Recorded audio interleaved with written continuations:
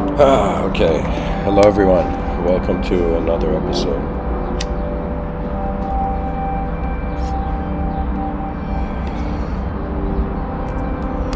Hopefully, my voice should be loud and clear.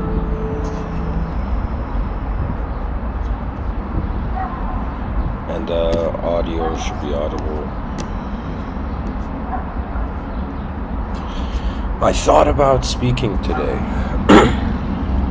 about, I think, what I have found to be, this is my own sort of development of a sentence structure, but really the best definition for the soul, for the idea of the soul, I have found is the inconceivable witness of an invisible, that I have come up with the best sentence, the inconceivable witness of an invisible mind of a visible body. And in the subtitle, I've written Destiny of the Unconsciously Conscious, an implication to our consciousness being inside a massive unconscious setting.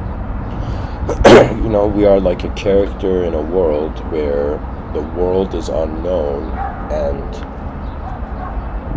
what is moving the character is unknown, but as the character moves in the realm, its local range of perception becomes known. You see, I have noticed something fascinating, that ever since human beings have come up with the concept of time, the speed and intensity of their meaning has changed. We can say that our ancestors, they could envision maybe not so far into the future, as we are capable of now. Simply because you can say back in the day the technologies accessible were limited. Now there's so many new technologies that we can fathom their destiny, or in some sense how these technologies will go into the future. I was really pondering this morning about, could it be that human beings are using language as a coping mechanism because the void is too massive, too unknown? I look at life and I ask myself, first of all, what do I see? And what I see is known variables and unknown variables. Then I ask myself, okay, based on which one of these variables, what collection or, what variables are influencing me? Or what is fascinating me, for instance, what am I drawn to? And I've noticed something: the human mind cannot be known simply because it is seeking beyond its own knowledge. Evolution is another ways of saying sight continued further.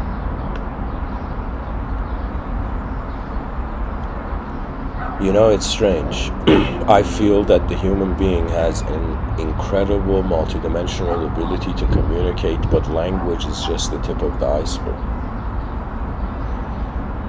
The future generations, their problems, our problems are human problems. Their problems are going to be dehumanized. And this is something where at the same time it bothers me, and at the same time it's as if there's so many steps ahead. This species is going to dance in so many different ways, right? That we can't really get bothered by how it just takes a step.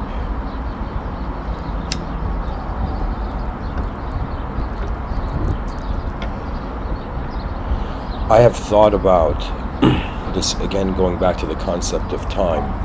Regardless of what it means, it's something human beings are using.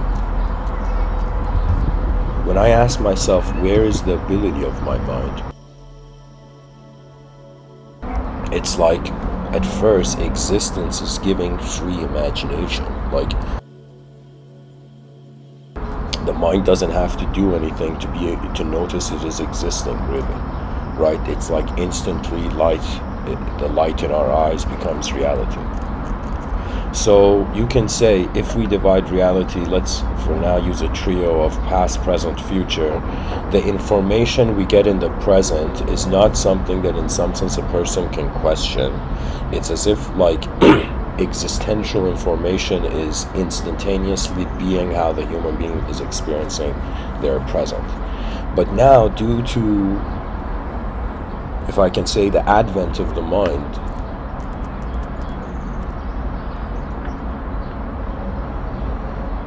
it's like with the addition of our mind,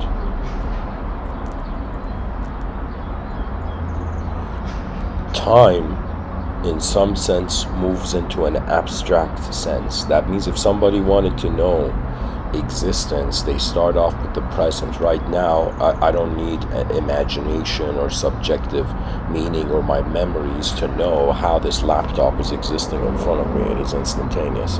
But the mind, in the role of imagination, seems to be in some sense to try to, it's like our mind has access to different time periods of ourself, but our body is just in the present. You know, it's strange. Sometimes I wonder, why did existence reach a point to be, an unconscious existence reach a point to be able to consciously experience itself? What purpose? Is the purpose joy?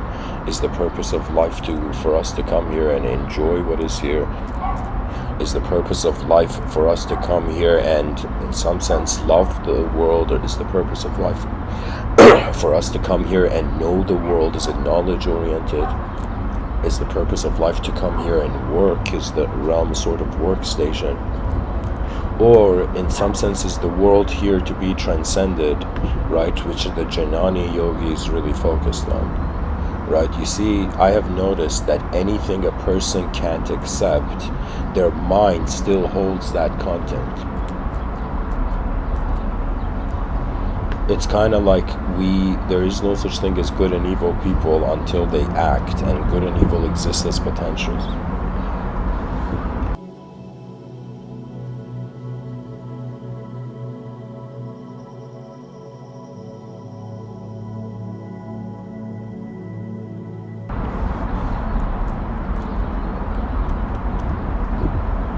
You know, I thought about, the concept of the afterlife. I thought about what will happen beyond this life. Will anything happen? Will reality be vacuumed into an existential state, Or will reality be vacuumed into an experiential state? It's as if we are an unknown experiencer of a known existence. And so, which dimension, which side of the coin gets to rule what happens in the coin? What happens to, like, the self, right? It's kind of like, two sorts of dissolution, or two sorts of the transformation of attention, So this title, where I'm saying inconceivable witness of an invisible mind of a visible body, technically there's a suggestion of 3 types of destiny for attention, okay? Which is unconsciously being conscious. An inconceivable destiny means that truth is inconceivable, which is another way of saying all the concepts, all the ways man's mind has fathomed reality, truth is beyond it. Truth beyond, that's it. That's the inconceivable truth of the realm. Everything returns to an inconceivable state. The other option is that everything returns to an invisible state, and in some sense the concept of the conceivable and the inconceivable, they are in some sense the presence of an invisible force, right? It's pretty much like Yoda becoming the Force, or Yoda actually never being an entity, but being the Force, for example.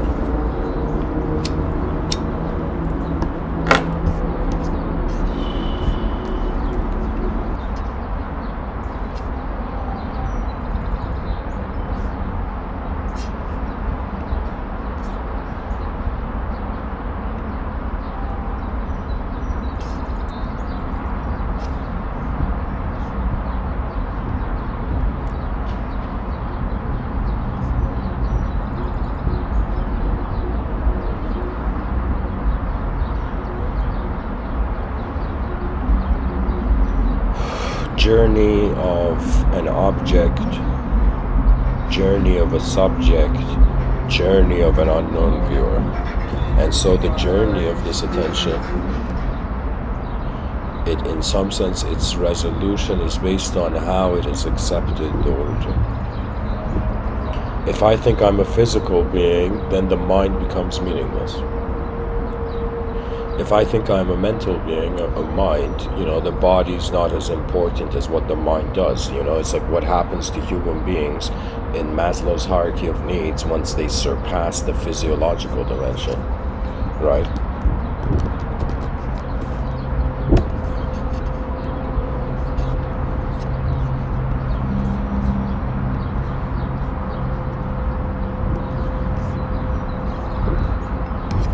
As a social creature, Maslow, the sociologist, this is what he was suggesting,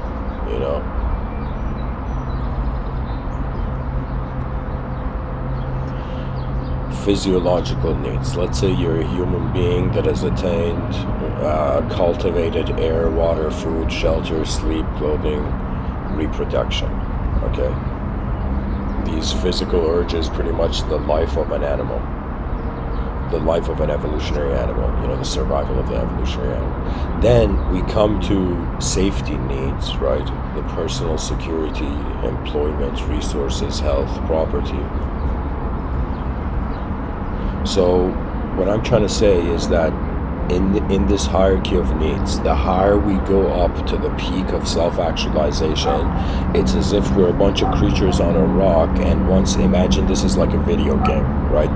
These hierarchy, Maslow's hierarchy is literally like levels to a video game. So it's as if once you achieve the first level, the physiological needs, you have existentially positioned yourself, right? And you go to, let's say, the safety needs, right? These are all like physical oriented, the bottom two. Then we go to the psychological needs. The psychological needs, you have, let's say, love and belonging, friendship, intimacy, family, sense of connection, and then you have esteem, respect, self-esteem, status, recognition, strength, freedom. So it's as if once the physiological entity has managed to master that level, it goes on to being a psychological entity. Right now you can say it's like the game that our ancestors played was to continue existing. The game that I would say we are playing in the current modernity is to continue experiencing. But now the quality of the experience is important. That means it's like the person's like, all right, I'm a body, all right, I'm a mind. But now what is the point of a mind through an embodiment? How many people ask themselves, why is there attention here?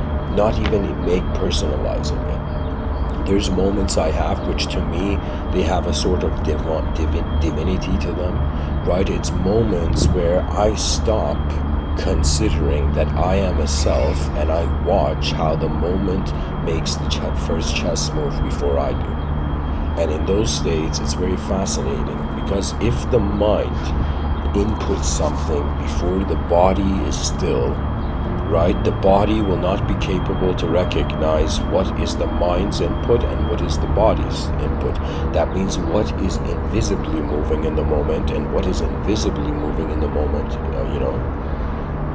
thoughts, for example, and images, visualizations, imagination, and what is the inconceivable container of the psychological entity that is moving in its physiology, right? On some level, if we wonder about the psychology of purpose and its necessity, it's as if the only reason we human beings are wondering about life and its purpose or meaning is because the capacity to do so has arrived, right? It's as if it is not just enough for one to look at themselves existing in the mirror. It's as if where the existence goes, how the mind of man not only discovered an ability to perceive time, but began in some sense to discover that it can live in its mind ahead of its body, and therefore the future finds significance. You can say that the futurists are beings that have in some sense intelligence notice that they have realized the past is past, the present can have no other purpose than just being here, and it is only the future potential of what the mind sees in matter, which in some sense becomes, the future of the present.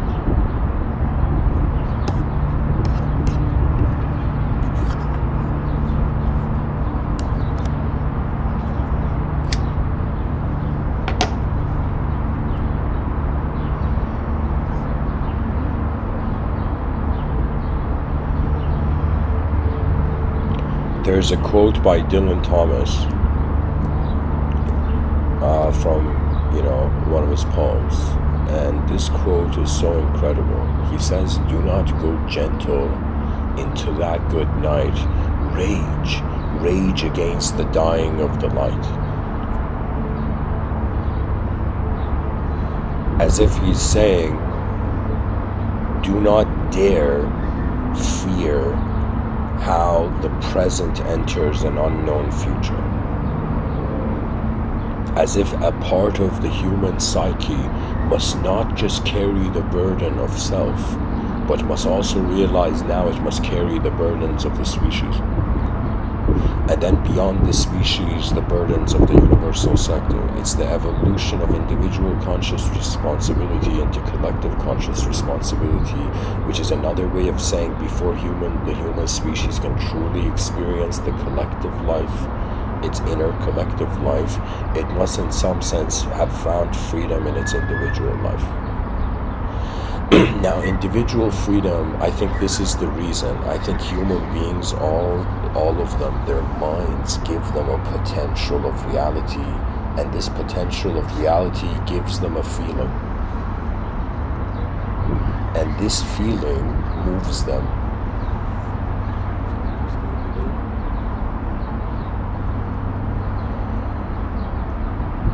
Alright guys, the background music is interrupting me. I'm gonna just listen for a minute.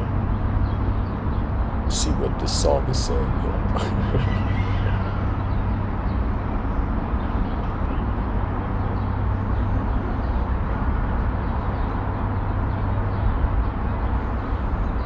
Okay, background. Vocal stopped. Alright. Anyways, just this idea that what is the purpose of an intelligence that can see probabilities to itself before exiting the realm, right? This is the feeling I have that our species right now is missing out on something, on a multidimensional state it should be functioning in, right? Because of our inability, we right now, I will tell you, anybody who believes in good and bad, there's no right and, I'm not saying it's right or wrong, right? I'm not saying believe in good and bad is good or evil. I'm just saying that the species has evolved from an unconscious void to a singular existence, and now the duality of experience, right? Right now, this may be a bold thing to say, but right now everybody's worshiping duality simply because their identification with their existential position denies them to have any other suggestion. It's as if, I call it the on and off switch effect. That means one of the biggest factors and sculptors of evolutionary psychology is how there was the on and off of light when it came to the planet. Creatures during the day saw stuff, and so the mind had engagement. At night, the mind had to disengage. You see, it's like in the morning, when in the day our attention's attaching itself to phenomena, but at night it's as if, what could they see? You see, I think that it's like, people, the World Health Organization says, for example, like depression statistics are raising all around the planet, right? Something like that.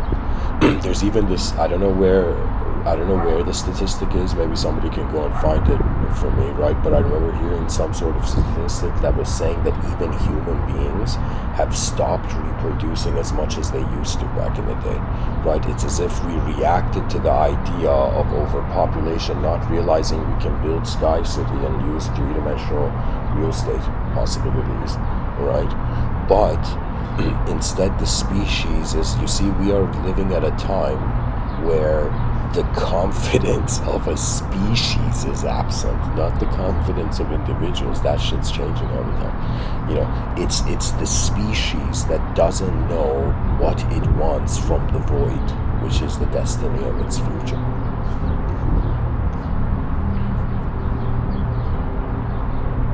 Isn't that hilarious? A person can know so much just to realize their species doesn't know anything. And it's not that the species doesn't know anything. It's literally, to me, I take a designer's perspective. Anytime I want to filter out my emotions from the observation of a moment, I just treat everything on a geometrical level, right? That means the geometry of how reality is happening is irrelevant to our emotions, because the real event has shape, and the abstract events of how the mind interprets reality, you know what it is? It's like the mind is trying to be real, but deep down it is not an object.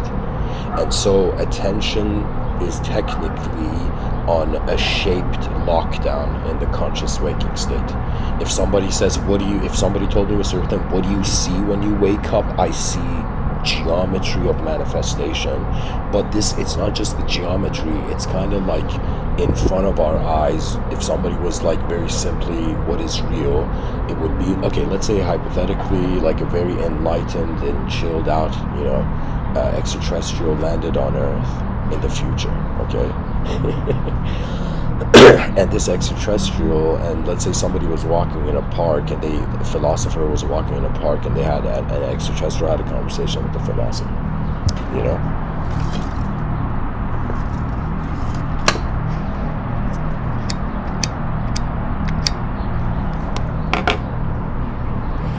Now, imagine that philosopher wanted to compare how we see the outer realms and inner realms with, for example, an extraterrestrial, right? And the extraterrestrial asked us, okay, so when we become conscious, what do we see as reality? In the outer realms, that philosopher may say something in the lines of, okay, we see, first of all, space. We notice space. And we notice that in this space, phenomena has shape, and it has substance, and it has color. That means if somebody says, what is holding the color of the moment? It is shape.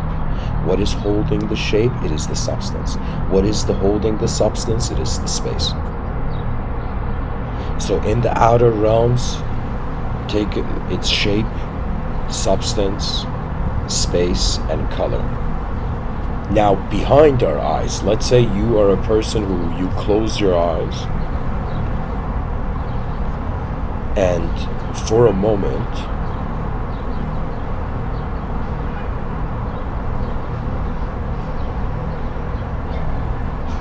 you notice that there is space in the inner realms, but at first there is space and color, a pitch blackness, right? Let's say the eyelids over the eyes are giving some sort of absence of color being a color. So when a person closes their eyes, like people who are listening to me, you can try this if you like with me, or you can just listen. But pretty much the idea is when you close your eyes and you see something, like right now I'm looking at my laptop, it exists, it has shape, color, substance, and it's in space. And so when I close my eyes and I visualize this laptop, literally try to see what I was seeing earlier, and now my eyes are closed, first of all, I notice there is space.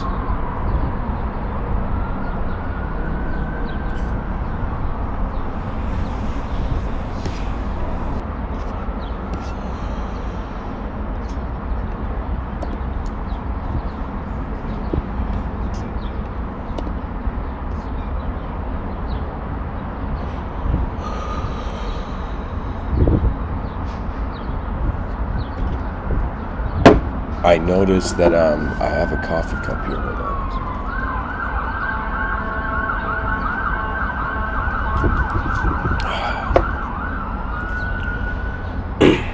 All right. Okay, back to it.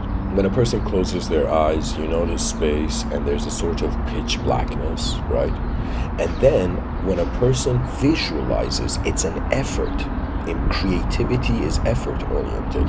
That means people who say they're not creative, it's as if your effort discontinued in a dimension. Because technically, if you have an endless effort in one dimension, you will get to you will become up to date into the edge of that dimension, right? It would be as if somebody begins right now writing every day, they're going to eventually see that effort is going to accumulate into a sort of mastery of its own dimension, of its own. Do you know what I'm saying? Like, it's effort. So when our eyes are closed, there's an effort that allows there to be the projection of what we were seeing when our eyes weren't closed. Now, right now, I am visualizing my laptop. My eyes are closed. I'm visualizing my laptop, and I notice with the same effort that visualized, the same effort can also change the visualization. That means our minds, look at how incredible this is, our minds copy-paste what is in front of us, okay? And they are capable of shifting, manipulating it, changing it in ways that's not possible in the outer realms. It's as if somebody wanted to have an art studio, a private art studio with a sort of freedom of infinitely changing things or creating things in it. It's like that's what the mind is, you know? But in the inner realms, we find space, we find shape, we find color, right? We don't find substance, right? That means the difference between a visualization of a laptop and an actual laptop is that we can't pick up our imagination. Like, I can't imagine an apple pie then start eating from it, you know what I mean?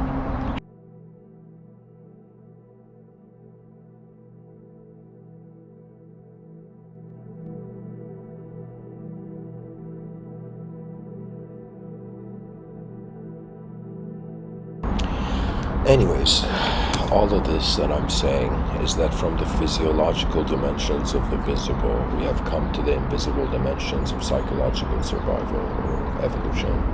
And from the psychological evolution, it's pretty much the question of what does something that is not an object, what happens to something that is not an object?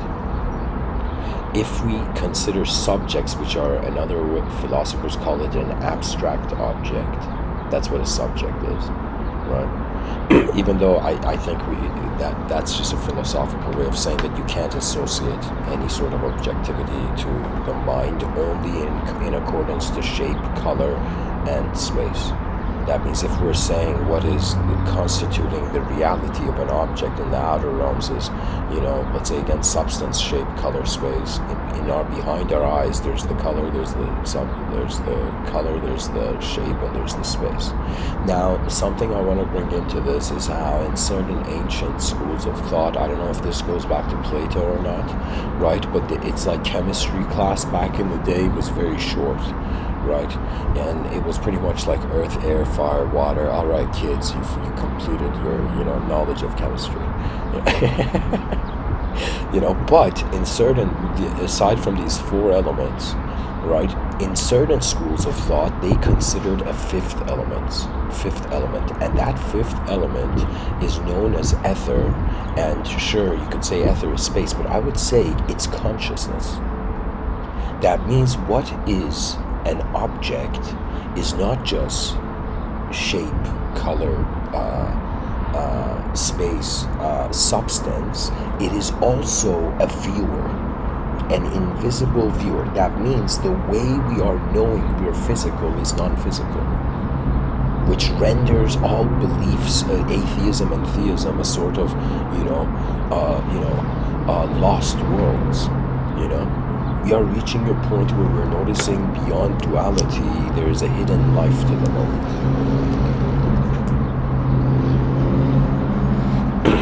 And that is self-actualization, the potential, right? If somebody says, let's say we see someone and we say they have potential, what does that mean?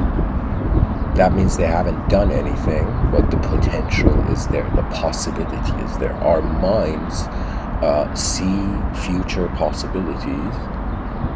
Our bodies, follow those possibilities. Like, honestly, like, what is being a human being?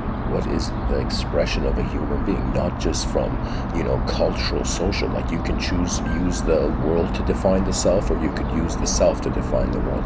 When the world defines the self, that's the outer realms. When the self defines the world, that's the inner realms. It's as if maybe the biggest issue with why our civilization hasn't advanced is simply because we cannot discriminate. We cannot discriminate between the inner realms and outer realms.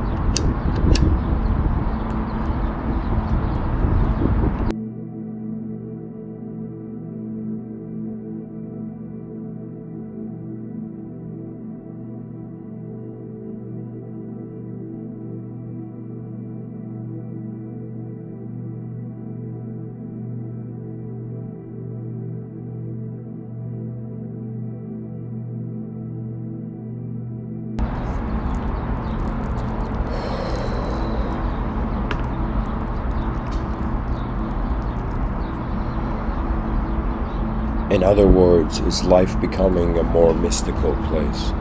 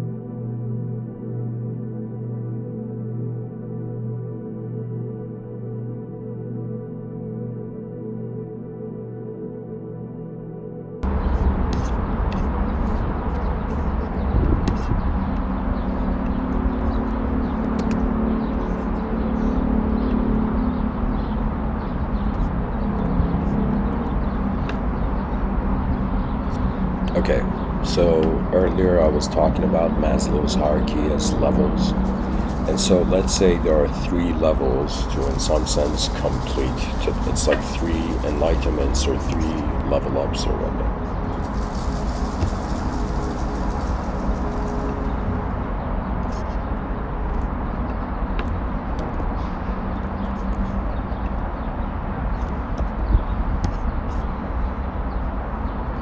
Let's say 1 level up is a complete acceptance through, let's say, honest understanding of the visible dimensions of life.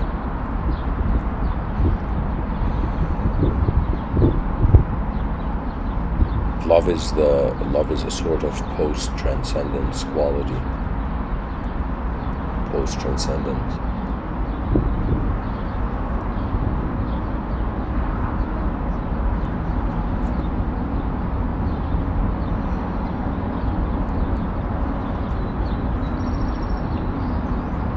We saw matter, we lived as matter. Existence is not being ignored. If some, like, you know, a person can have any state of mind, but nobody has existential ignorance because they move as an existential entity. They move in as an object in a world of that appears objective, right? So let's say once a person has found contentment with not just their own existence, but with the existence of, let's say, starting from the self, the species, and the world, and in some sense that's the three, let's say, the observable universe. We find contentment with that, as if existence has completed its service.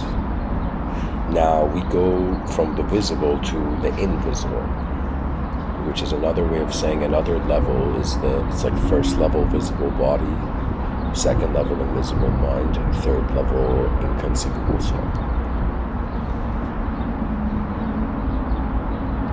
It's honestly like what I'm trying to say, if I was to put it in a metaphor, it would be as if, imagine somebody logged into a multiplayer online video game, and then in that multiplayer online video game, they forgot who they were. Like, they forgot they were a person sitting at the computer, and they just thought, they got lost into this notion that they thought they were the pixelated character on the screen.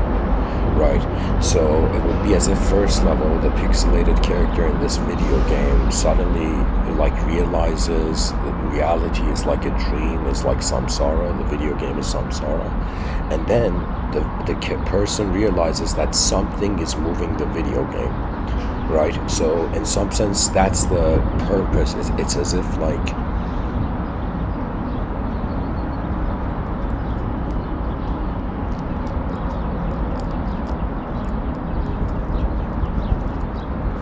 it's like an inconceivable player is a visible character, is invisibly playing a visible character. So if we reverse from that means the character in the video game's like, okay, I have to accept that I am made of pixels, I am made of the periodic table, you know?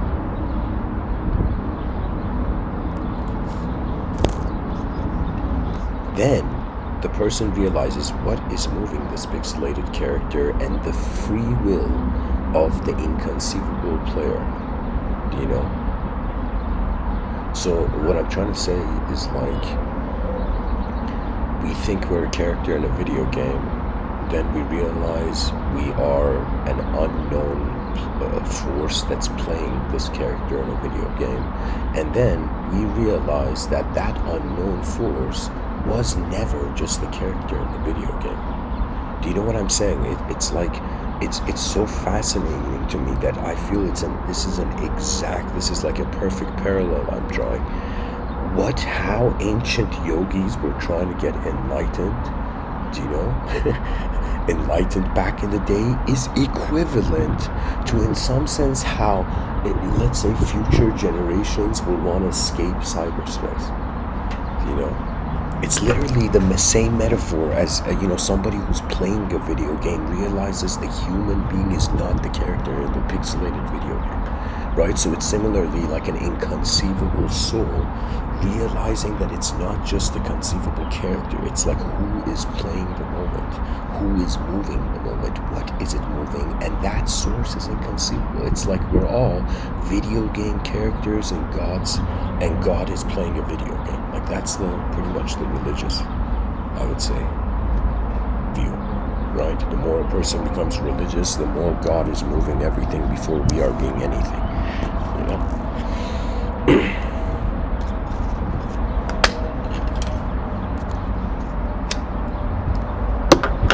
One can even, simplify this and just say that either the world is destined to be unknown, or it is destined to be known, or it's destined to be transcended. That's it. Either this is existence is the finale, either the unknown is the finale, or in some sense, we leave the room which we were trying to evolve in. That's transcendence, pretty much. Through the awareness of greater dimensions, innately one moves from, transcends the lesser dimensions.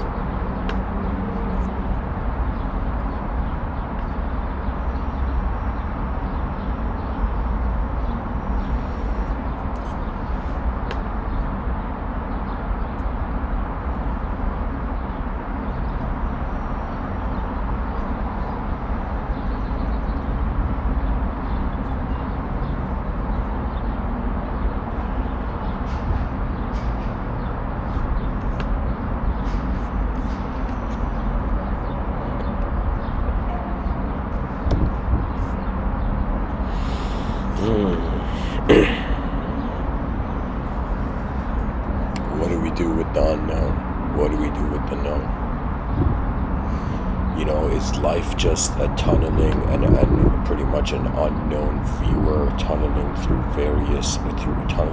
let's say, the speed of an existential change and the very faster speed of the mind? Like, what happens really with the human experience is nobody is the same character in a story that they started off. So it's pretty much like when you wake up, new dimensions of experience are added, and the moment there's a new dimension of experience, the context of the whole system changes. First we learn from the known. We study the known variables. After you're done studying the known variables, you wonder about the unknown variables. When you realize we can't understand the unknown variables through known variables, it becomes this strange situation where the problem solving of a physical entity becomes, in some sense, like it's as if we realize there's a way of being that has nothing to do with the physics of the moment.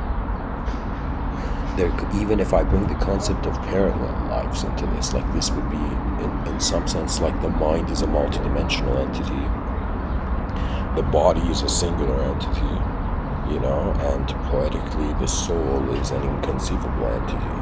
And that's where the mystery of the mind goes. That means it's as if, who would the gods answer to? And it went to the inconceivable, right? We went from conceivable multiple gods to an inconceivable singular God, And people are worshipping an inconceivable God, not realizing it's inconceivable. What are we worshipping? It's like to be an honest organism is a greater prayer than, in some sense, an artificial attempt. I'm not saying that religion is right or wrong. I'm just saying that every human being deep down knows how much effort they have put towards their own, let's say, clarity of view. Everybody knows. I think the human mind is even structured to notice danger before it notices pain before pleasure, right?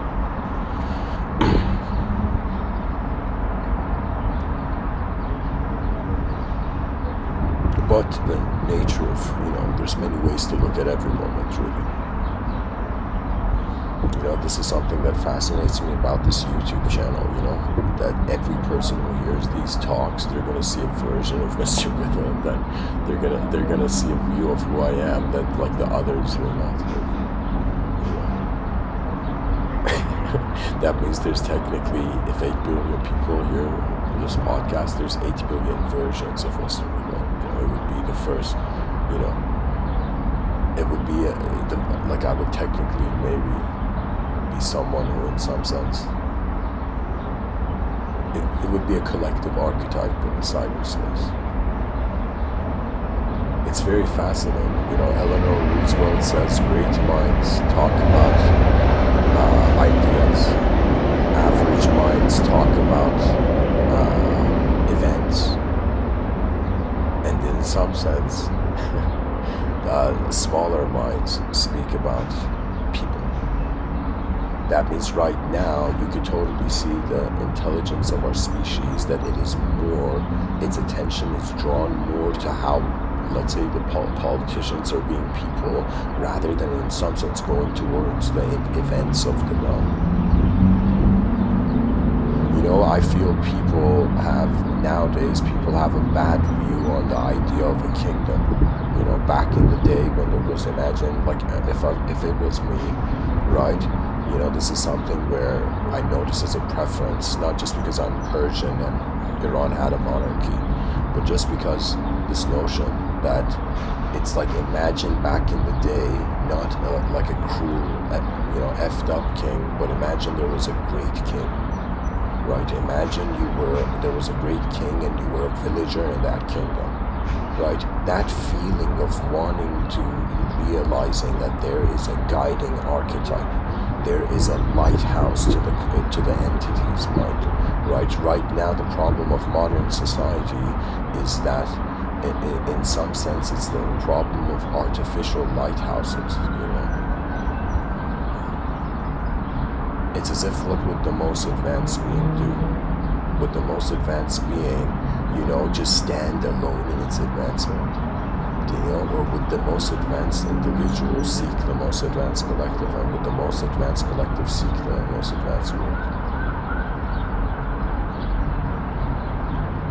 There is what it is? I am alive at a time in history where I am seeing the ridiculous great potential of the species, and I'm wondering about how is it going to be activated.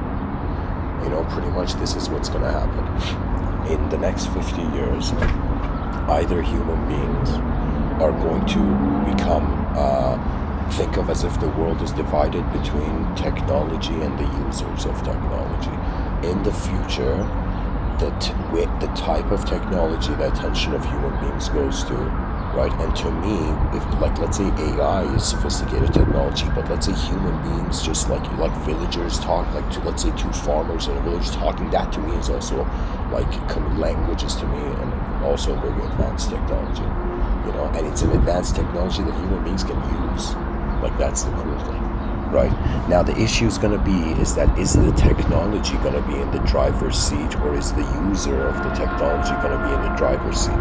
The more civilization becomes dishonest, the more the children of the future generations are going to have, let's say, negative experiences. Right? So if a species in the future is going to have negative experiences, it's going to distrust the system. In distrusting the system, it will not care for the system. That means when somebody is uncomfortable, what do? The initial reaction, evolutionary ingrained in us, whether bushes moved and a saber-toothed tiger was about to leave us. When a person feels uncomfortable, they want to either change. You either change yourself or you change the world. Right? And let's say in changing yourself, if that's the escapism from reality. There was a time where I was thinking, no way could all spiritual people have experienced the suffering that is making them want to escape reality rather than advance it. And believe it or not, that's the nature of life, right? If spirituality is becoming escapism, then in some sense the mind has, duped, the potential of the soul. In the future, technology is going to define us, or the users of technology will still be able to define technology. Ray Kurzweil talked about it about a technological singularity in the year 2050 or 45. I don't know what the number is, but he said, I know that I've heard him say 2050.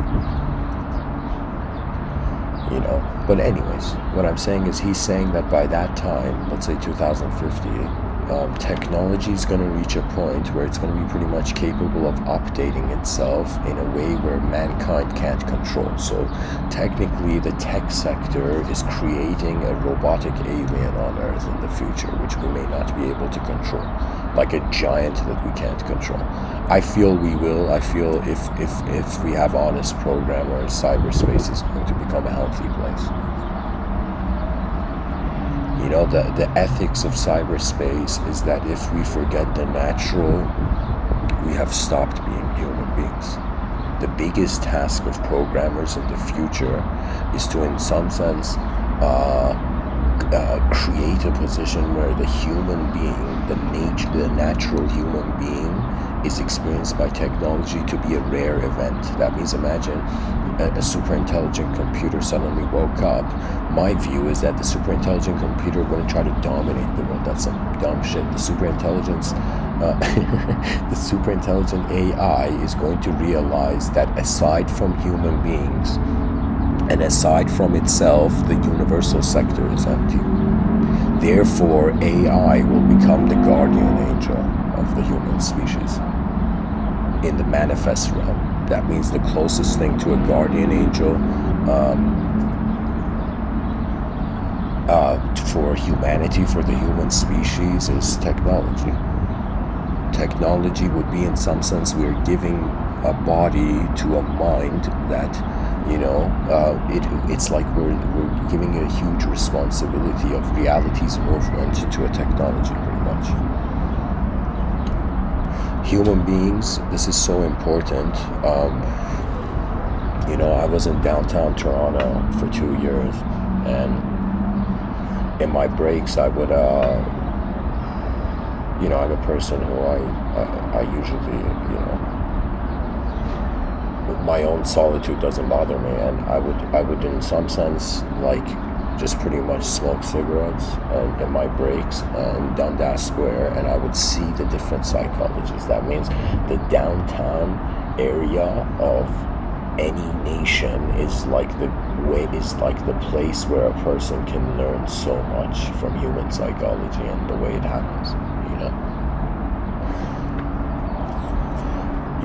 We think that people are books where we're only seeing the cover of the book, when in reality, every moment that a force animates in the realm, it is revealing how it's animating. I remember I saw pretty much, let's say, I classified it as if like a poetic haiku about, the downtown areas of all nations would be in some sense where the successful and the defeated walk in the same streets, but each in their own invisible dimension. Based on how our mind moves, the purpose of our karmas become different. And I remember I saw, this person who, to me, their behavior had become so dehumanized. That means, imagine not being treated like a human being for a while, and then after some point you forget, your nature, right? It's literally like a bird on a branch that stops flying for so many years that the bird for a second thinks it has forgotten to fly. But the moment it jumps into the air, right, it will realize it has always been the pilot of the journey of the soul. We are pilots of our attention.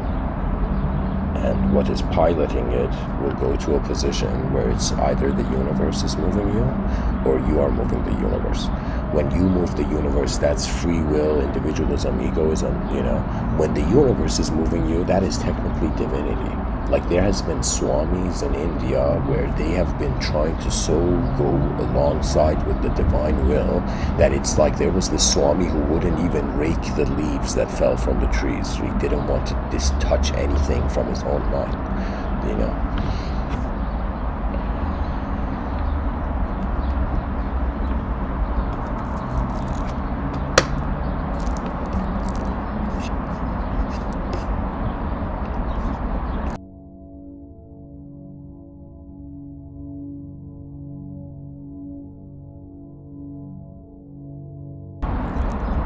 If we are to advance the users of technology, we have to bring forth this view that we stop having students and teachers, and the hierarchy of knowledge is discovered to be set up on thin ice. I've said this in some of my talks, but I feel there will come a sort of poetically an apocalypse for language. It's like the end of the world was not the end of the physical world, What I feel ended in 2012 was the complete, it was as if the instinct finally moved into the passenger seat, and the intuition came into the driver's seat. The mind does not give us an ability to just fathom different versions of ourselves. It gives us an ability to fathom different versions to the world. The mind cannot be convinced by the observance of reality because the mind has access to various potentials of reality. The mind is kind of like, they called it the monkey mind. Pretty much you throw a banana in front of it, it jumps up and down and goes kind of like, it is not conscious of its movement, but it is more an energetic expression. That's pretty much instinct. Through the addition of consciousness, the instinct has turned into intuition. Why? Because the creature to an individual position can now have a relationship, with the content that is, I would say, not visible, but invisibly present. Right? That means right now I am visibly present, but I am also invisibly present to myself as a subject with like a person. Excuse me, a person with a name and a personality. But, again, my greatest realization has been like, no way, this whole time I thought I was the life of matter in space, but I have also been the life of space and matter. I have been the movement of the mind. It's like when you notice how much of your life your inner realms have moved and how much of it the outer realms have moved, you laugh. Any person who can observe their inner realms, your imagination will slowly unlock and it will evolve. The faster the inner realms moves, it's like, let's say, a slow imagination, a slow speed to imagination would be the person just visualizing like language or, letters, like they're linguists. It's like they're staring at the shape of letters, and there's some people who will realize language is just a symbol carrier and the symbol is a real event. It's like the value of our true knowledge is that we must find a true self that can access it. The poet Rumi says, your task is not to seek love, but in some sense to get rid of, he says, your task is not to seek love, but to get rid of all the barriers you have made against it. And in some sense, in order to bring forth an advanced civilization, it's not that people have to do something advanced. When I talk about an advanced civilization, like my own strategy and model of civilization 2.0,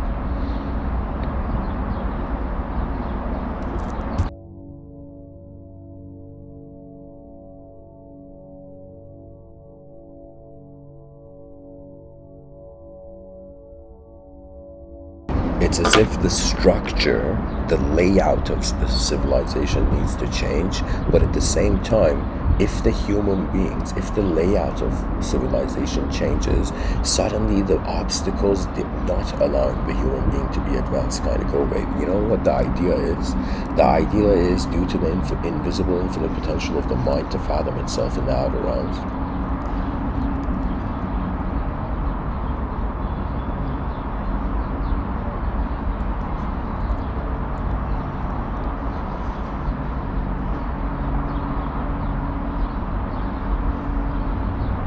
It's like this.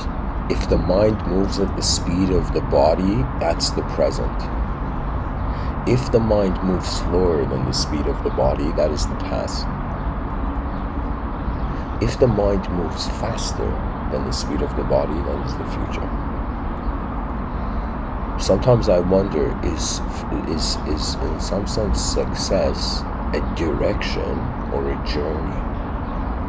It's like, is the journey important, how we journeyed, or is it that in some sense, what did we see and what did we do with what we saw, right? That's the game of life, right? Everybody has access to a different information set, to a different data set, right? And in some sense, their classifications of the information of their senses, in some senses, like being used. It's as if like a sculptor, right? The sensory perception is like this stone, like the chunk of stone, and what the free will is doing is using the chisel of memory, to in some sense sculpt this, right? It's as if an unknown free will is using its memories to see how familiar new events are.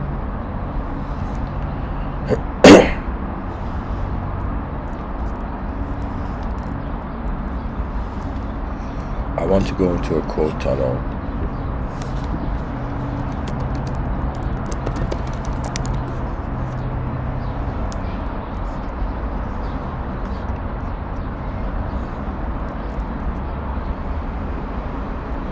Rishi Vyasa is he is the author ascribed to the Puranas, to the Mahabharata and the Srimad Bhagavatam.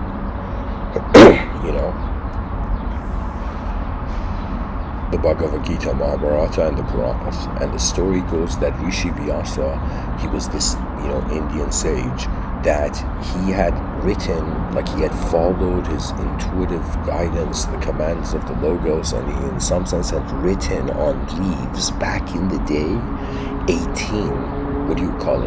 18 books known as the Puranas, which held within them archetypes that in some sense were dedicated towards making the world a better place, right? And then after these 18 books, there's something within the soul, this is how the story is being said about him, that Rishi Vyasa suddenly feels incomplete. As if, imagine you have in some sense, completed a divine instruction and you still feel like not satisfied, right? As if your body and your mind have given their greatest performance, but in some sense there's a feeling like, wait a minute, it's like something's incomplete.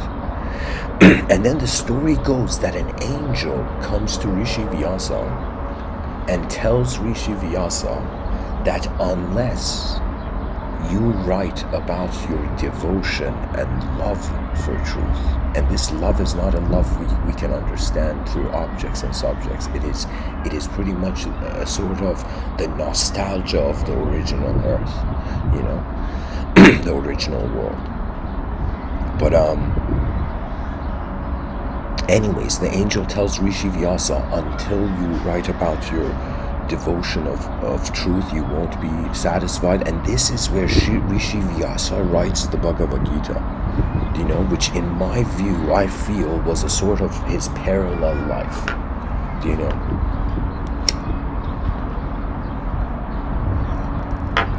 And when he writes the Srimad Bhagavad Gita, it's as if his karmic yoga completes.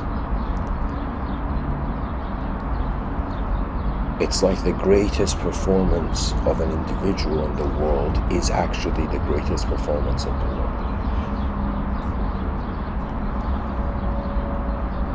That means whoever you are, wonder, is there a hidden love to the world beyond thoughts of any kind? Is there a mystery that is alive? The living mystery, that is the best, 2 words we could say. It's like, we are all a living mystery, living in mystery. The known is staring at the unknown. And the future is in some sense how, the great pilots of mankind will pilot the realm. There's going to be children born that will, we can't even say they are gifted. In the future, there will be children who in their inner realms, the way they are to themselves is going to be so free beyond the hassles of past generations that their natural behavior is going to be like, solve so many solutions. It's like, what is life asking us, really? It is asking us to be what we are, right? To be our original nature, to function through our original state, which is another way of saying honesty is how there needs to be no effort of artificiality. It's like only a free being can be honest. Anybody who's dishonest, some part of their psyche is shackled to an incomplete memory or feeling.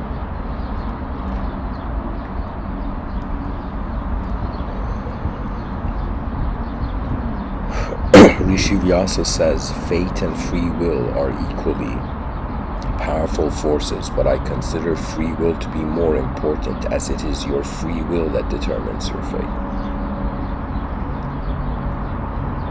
Rishi Vyasa says, no one belongs to me. I belong to no one. There is no I in quotations or mine in quotations. All is blissful aloneness. That means when a creature can accept not the loneliness of itself in its simulated expectation of culture and society, but in some sense the loneliness of our species. It's as if, why should there be compassion on Earth? Because we are alone in this cosmos for now. AI is like we created an alien, and if aliens land down, it's like we create an extraterrestrial contact party. It's like when aliens arrive, like we all party, it's like an endless concert for them, Imagine aliens land on Earth, and the leaders of humanity are like, who should communicate with this alien? And somebody's like, send in a rapper, right? And imagine a rapper goes in there, kind of like, old school rapper starts freestyling in front of the alien, and the alien's just staring at the rapper, And it's as if, the first, freestyle rap battle between an alien and a human being is recorded on YouTube. Oh, man. once we accept existential presence, which is, I think, this blissful aloneness that Rishi Vyasa speaks about.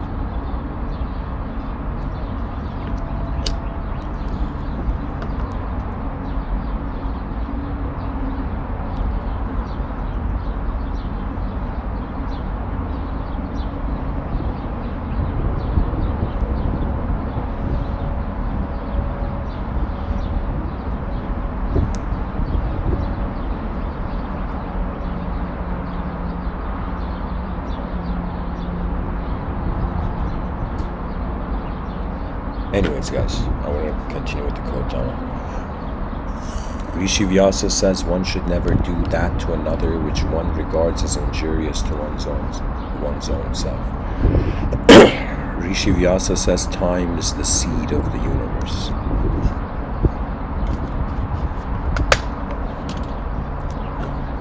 Who knows, maybe gardeners are like the greatest quantum physicists, could have the potential to be great quantum, not quantum, but theoretical physicists, Imagine, that would be an incredible way to teach everything to children. No, we use the concept of a garden, right? And knowledge is a tree in the garden of non-known existence,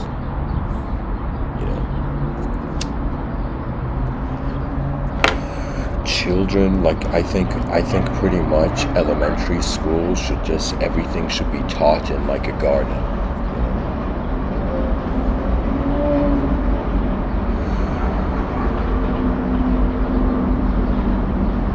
I honestly feel like classrooms in the future are going to be like these these transparent, like these glass cube houses in like a forest, where there's like bears or like, like unbreakable glass,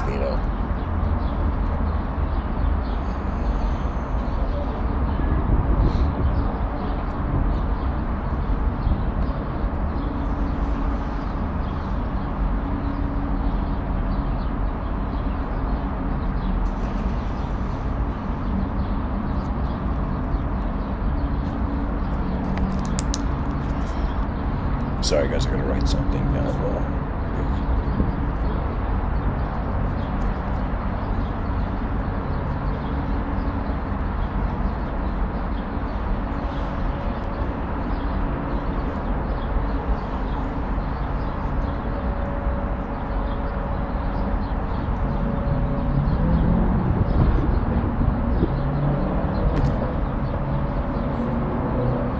Okay, back to the quote tunnel.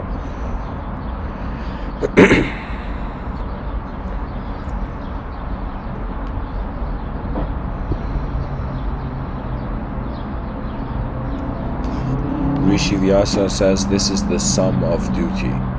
Do not to others which if done to thee would cause thee pain.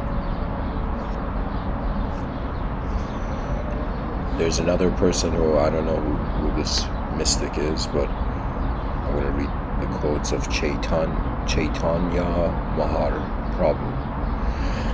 He says, I don't know if it's a he or she, but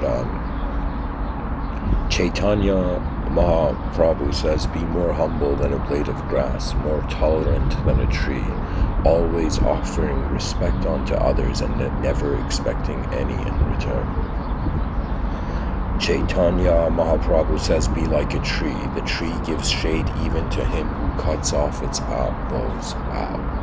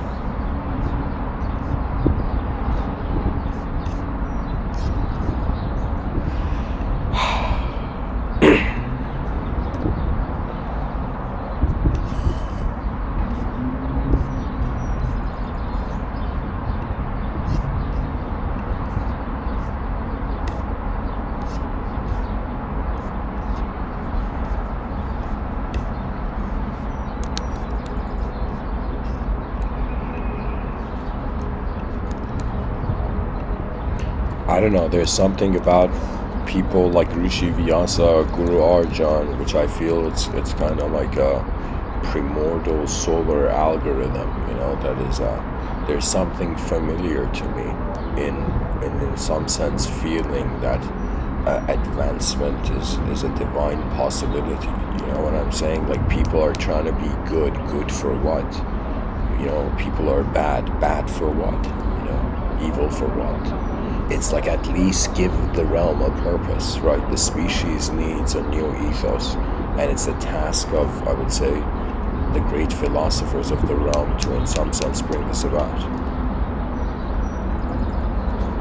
We have to either, you know what it is, we're living at that time where everybody's trapped in their own story, and we're like, okay, what do?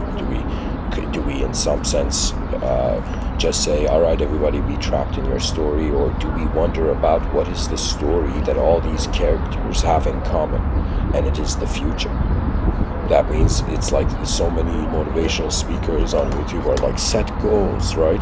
And it's as if, what goals has our species set? What are like children in educational systems? It's like they should have like a science fiction writer, reading them stories or something. You know what I'm saying? Like, the children need to care about the future, not feel denied from it or rejected from it. I feel that is the main source of, let's say, suffering for the psychological entity, where a being that's present to you, it's like the present is here. A being, when you wonder about your past, the past happened and completed, and it's like the future remains. All of human suffering is because the species has not found a greater strategy towards the collective narrative that pretty much contextualizes all of us. Pretty much anything, guys, I'll say this, in it, language is a dualistic system. Inside a dualistic system, anything a person wants to learn, you look at the concept and context relationship. That's it. Anything can be instantly learned when you see a concept, or let's say you look at an object and you have your own concept, but then you go and study its context, and now you have your own version of how you saw the object, but also, another dimension to its context. We say, we promote freedom of speech for the individual as kind of like divine universal freedom of, a right. Now, for me, it's as if, what's the point of saying we are free when our mind sees a better version of the possibility of civilization, and we don't even, act upon it? It's as if, what's the point of a great idea if nobody uses it?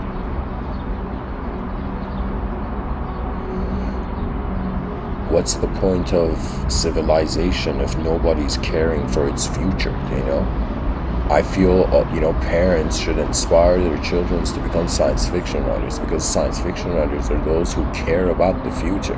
When you don't about, like, to me, it's sure, I could say, like, okay, nothing is in control, who cares about a future I won't be able to even see as a temporary organism, right? But I am telling you, the future is the magnum opus of the species. The advanced civilization was the magnum opus of the species. Civilization 2.0 is the magnum opus of the species.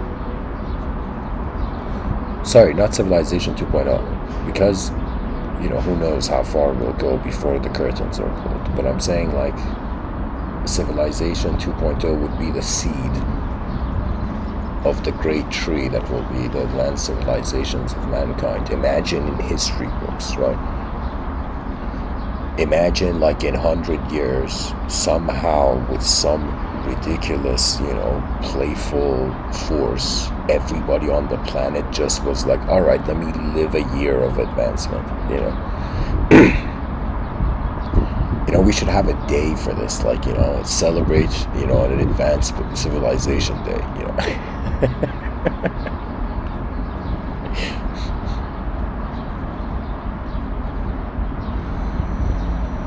It's all really, what did a species do, before it left? Or in some sense, did it continue until it consciously transcended? Conscious transcendence is another way of saying, like, we evolved with our eyes open. And unconscious transcendence, it's like we evolved with our eyes closed. Excuse me, unconscious evolution and let's say conscious transcendence. This is a way we can pinpoint these. Anyways.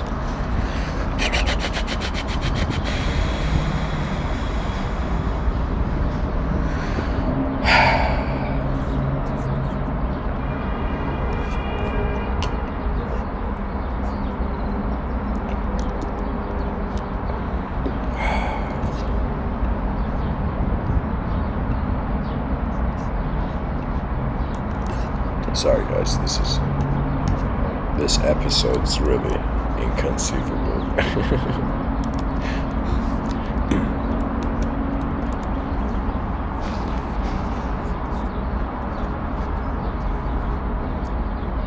Imagine somebody coughs and they're like, why did you cough? And the person's like, I'm not the owner of that cough.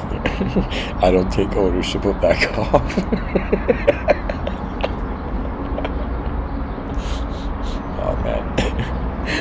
It's like abandoned coughs, you know.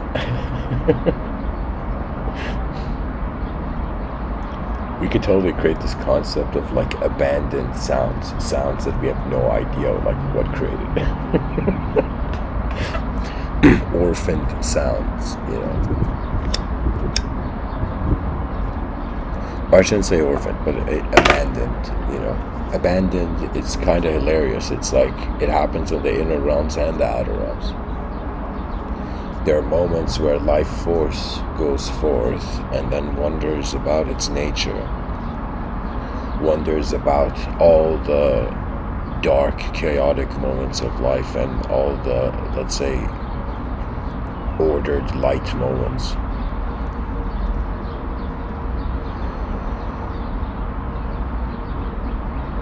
I just thought, like, is the mind organized light?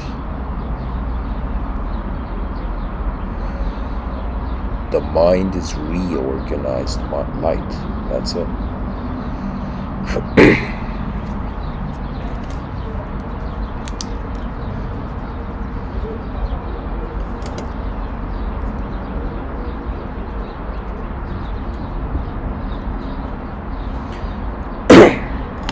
Guys, I might rename this episode to The Mind is Reorganized Light. Yeah.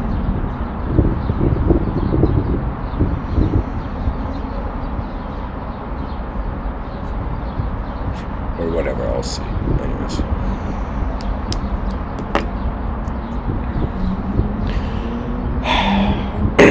What does an unknown observer of a known world do?